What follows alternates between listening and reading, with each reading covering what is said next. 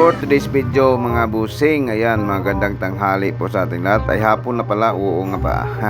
So kita nyo guys, kita nyo mga busing, ito na naman po, balik na po tayo sa ating exercise. Yun natin, no? Hindi ko napansin, meron na pala akong singles dyan. Galing pa po nga pala ako nag live sa ating Facebook. So ito guys, ito po yung ginagawa natin. Muli na exercise. Makikita nyo po sa aking paglalakad yan guys, ano talaga yan, diin na diin talaga yan. Hindi ko pa nilalakad, ano. Sana makawa ng ating Panginoong Diyos na sana may pagbabago na po sa ating paa. Sana magkadugtong na yung ating buto.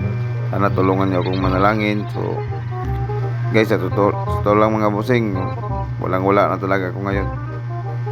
Walang wala na talaga. Nangutang na naman kami. Puno na kami sa utang ngayon. Nangutang na lang po kami dahil ngayon na araw na to, last na talaga yung gamot na ininom ko. Tapos nangutang kami ngayon para makabili ng gamot. So yun, si Mrs. nakapunta ng Binavista para bili ng gamot natin. Baka sa sunod na araw o bukas walang open dahil sa Huwebes Santo na bukas, diba? So ito yung natin, baka walang open na mga pamasya. So yun ang lungkot namin guys. Totoo lang yan, makikita yun dyan si Mrs. So nag-aabang po ng sasakyan, patungo po yan sa Binavista guys. So maya bago ni Mrs. Linisan natin yung ating yung paa natin. Kunan po natin ng kunting kasi mayroon yung puste-puste niya, mayroon ay parang basa siya. So alam po natin yan, pagbasa na yan, mayroon yan.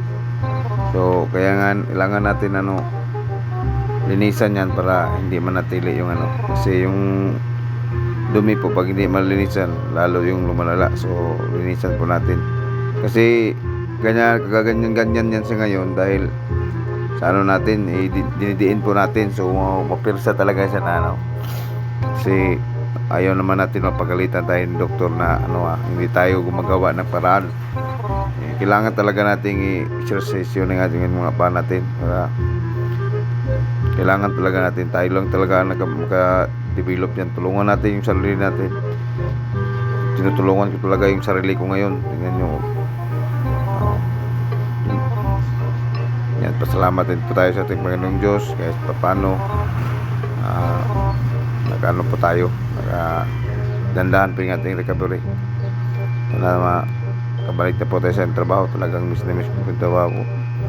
Sa totoo lang, hindi naman talaga ako mahilig nung mag-absent sa trabaho ko. O wala sa akin yan. Ako trabaho talaga ako. Kaya lang natin nila trabaho ko. Ngayon lang talaga, napakano talaga, isido talaga. Sa totoo lang, wala na talagang kukuot sa bulsa namin. Ito yung si Char nag-graduate na 5 ribbon po kahapon, yan 5 ribbon po yung natanggap niya, tas 2 medal niya to yun. Congratulations Char, yung bata na kasama ko palagi sa aking vlog dati. So ngayon malaki na, so mag-aaral lang muna siya. Dati hindi pa naman nag-aaral. Nga pala, bago natin tapusin yung ating video ito, maraming salamat nga pala sa inyong suporta, sa mga followers at viewers natin bago luma dyan. Thank you so much. God bless you sa ating lahat. Bye bye.